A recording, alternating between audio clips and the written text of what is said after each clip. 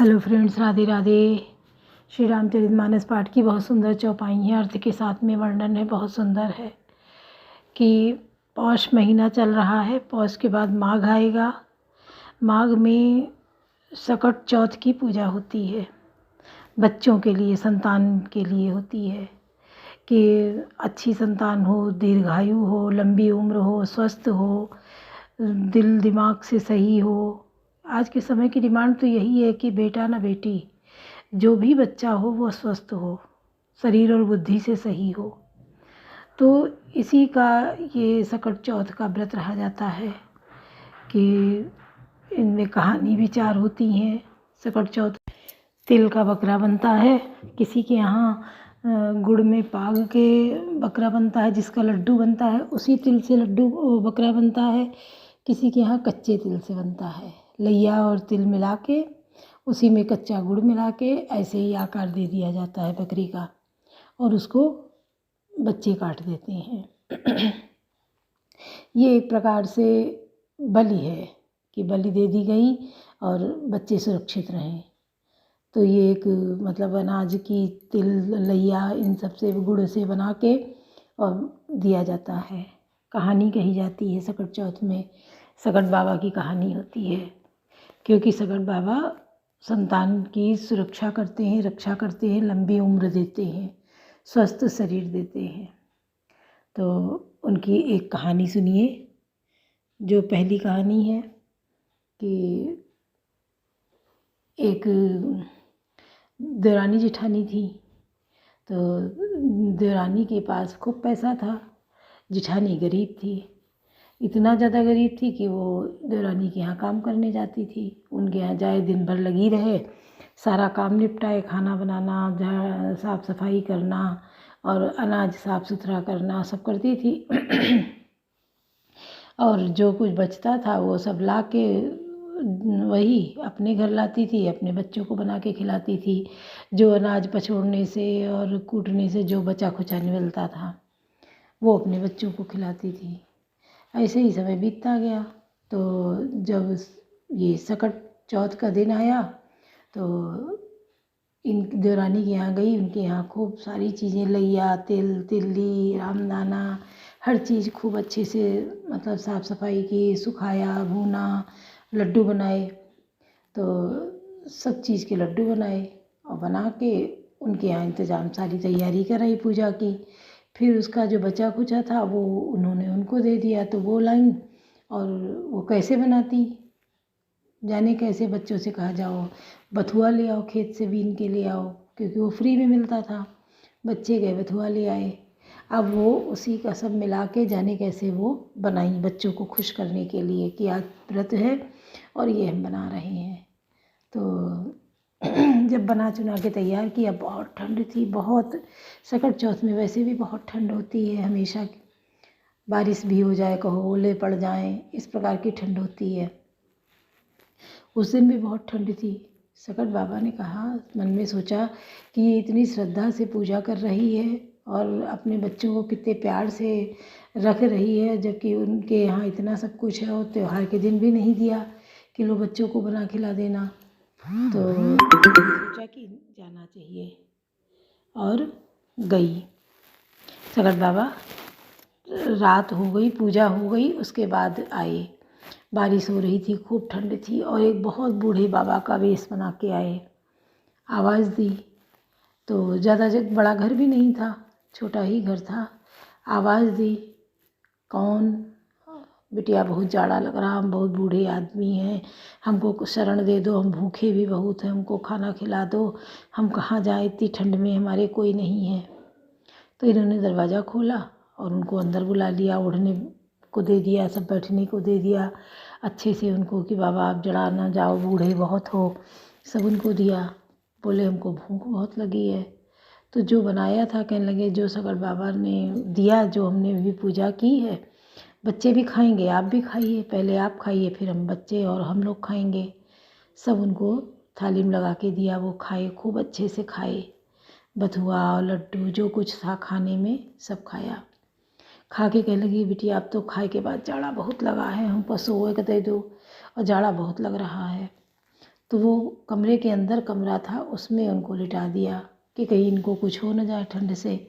और जो कुछ ओढ़ना बिछौना था कि हम लोग एक रजाई में बैठ के काट लेंगे रात, ये अच्छे से सो जाएं, तो उनको सारा ओढ़ने बिछाने को दे दिया, अंदर कमरे के अंदर कमरे में उनको लिटा दिया।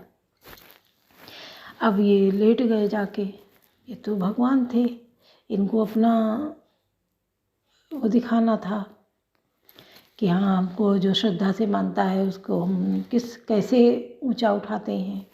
तो इसके लिए उन्होंने 4 बजा सवेरा। तो कहने लगे बिटिया हमको लेटरिन जाना है। अरे बाबा इतनी जाड़े में कहाँ जाओगे, बहुत बारिश हो रही है, वहीं किनारे कर लो, सुबह हम साफ़ कर देंगे। फिर दोबारा उठे, फिर तिबारा उठे। वो लोग यही कहे कि बाबा वहीं आगे बढ़ के कर लो, इतनी ठंड में कहाँ जाओगे, बहुत जाड़ा है, और हम सुबह साफ़ कर देंगे।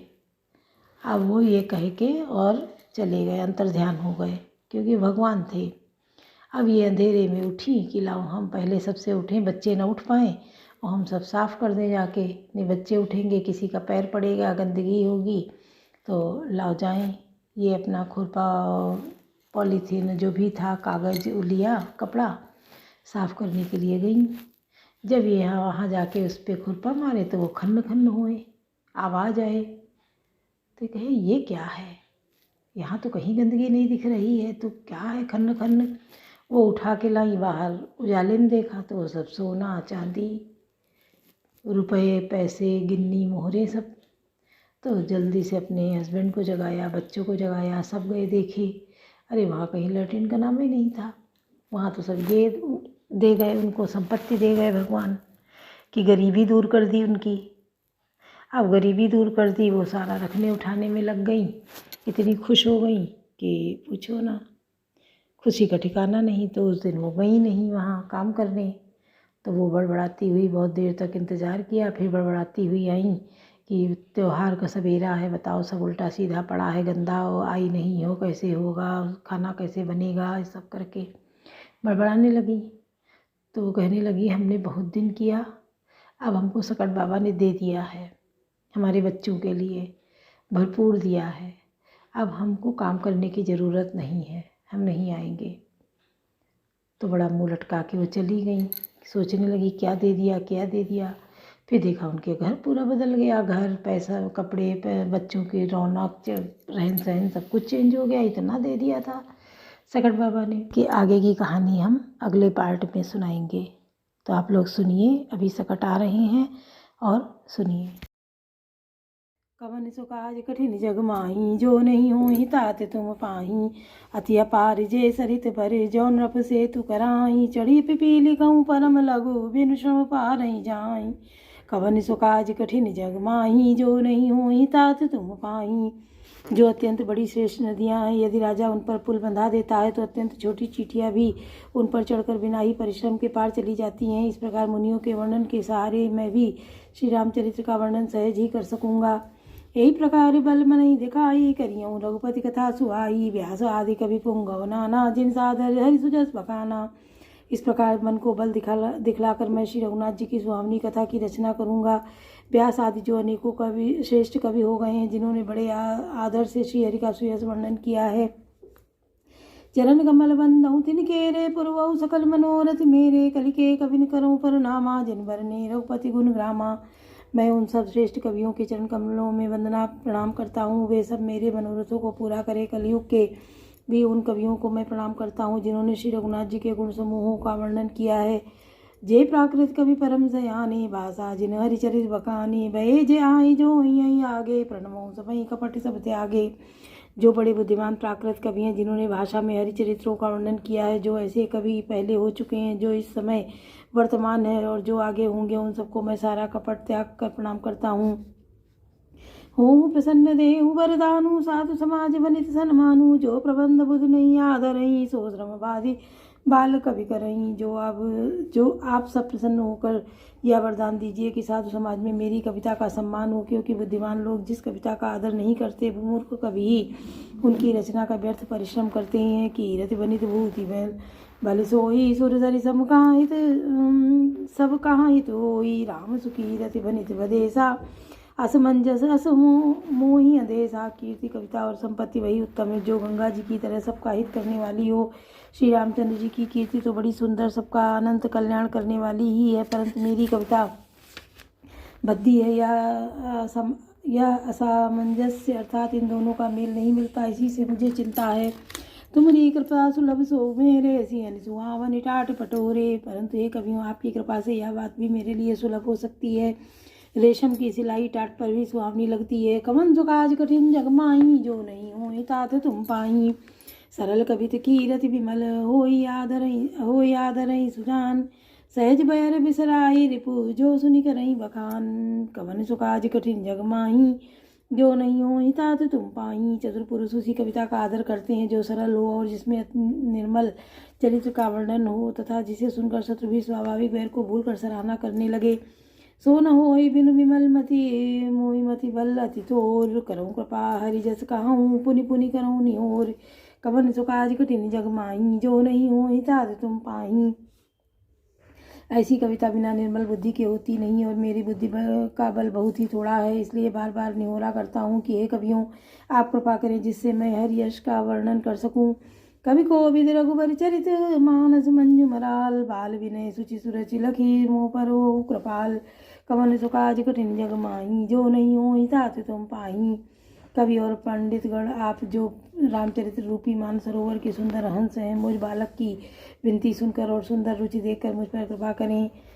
बंदऊ मुनिपद कंज, रामायण जय निर्मय। सकर सुमोकल सुकोमल मंजु, दोष रहित दूषण सहित। कवन सुकाज कठिन जग माही, जो नहीं हो तात तुम पाही। मैं उन वाल्मीकि मुनि के चरण कमलों की वंदना करता हूँ जिन्होंने रामायण की रचना की है, जो खर राक्षस सहित होने पर भी खर कठोर से विपरीत बड़ी कोमल और सुंदर है, तथा जो दूषण राक्षस सहित होने पर भी दूषण अर्थात दोष से रहित है।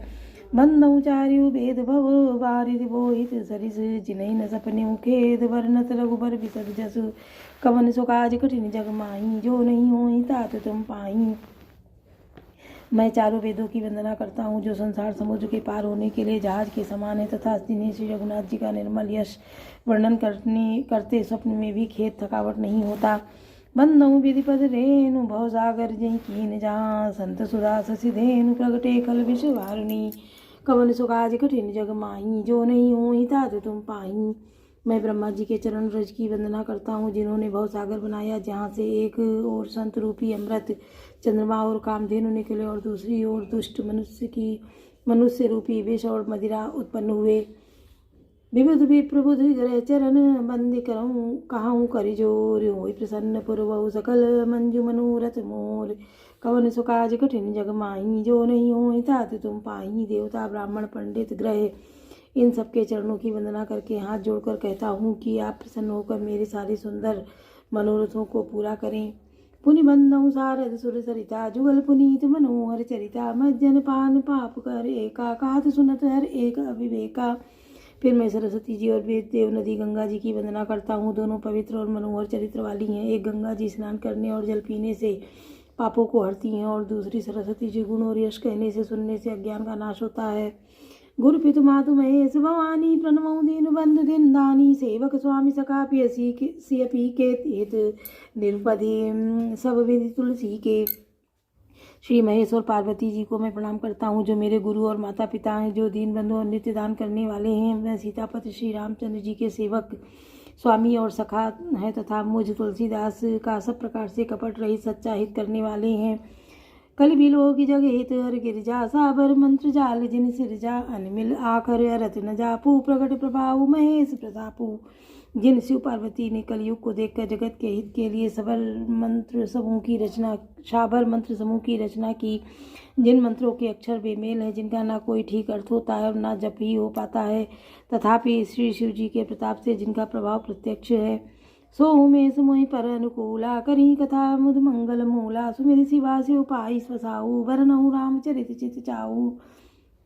वे उमापति शिव जी मुझ पर प्रसन्न होकर श्री राम जी की इस कथा को आनंद और मंगल की मूल उत्पन्न करने वाली बनाएंगे। इस प्रकार पार्वती जी और शिव जी दोनों का स्मरण करके और उनका प्रसाद पाकर मैं चाव भरे चित्त से श्री रामचंद्र चरित्र का वर्णन करता हूँ। बनित मोल से कृपा विभाति सच समाज मिल मनो सुराती जे यही कथई सने समेता कहीं है सुनिए समुझ सचेता वही है रामचरण अनुरागी कलिमल रहित सुमंगल भागी। मेरी कविता श्री शिव जी की कृपा से ऐसी सुशोभित होगी जैसे तारागणों के सहित चंद्रमा के साथ रात्रि शोभित होती है। जो इस कथा को प्रेम सहित और सावधानी साथ समझ बूझ कर कहें सुनेंगे वे कलयुग के पापों से रहित हो और सुंदर कल्याण के भागी होकर श्री रामचंद्र जी के चरणों के प्रेमी बन जाएंगे। कवन सो काज कठिन जग माही जो नहीं हो तात तुम पाही सपने हो साचे मोहि पर जो हर गौरी पसाओ तो फुरो जो कहो सब भाषा बनित प्रभाव। कवन सो काज कठिन जग माही जो नहीं हो तात तुम पाही। यदि मुझ पर श्री शिव जी और पार्वती जी की स्वप्न में भी सचमुच प्रसन्नता हो तो मैंने इस भाषा कविता को जो प्रभाव कहा वह सब सच हो। बोलो सियावर रामचंद्र की जय, पवन सुत हनुमान की जय, लाडले लखन लाल की जय।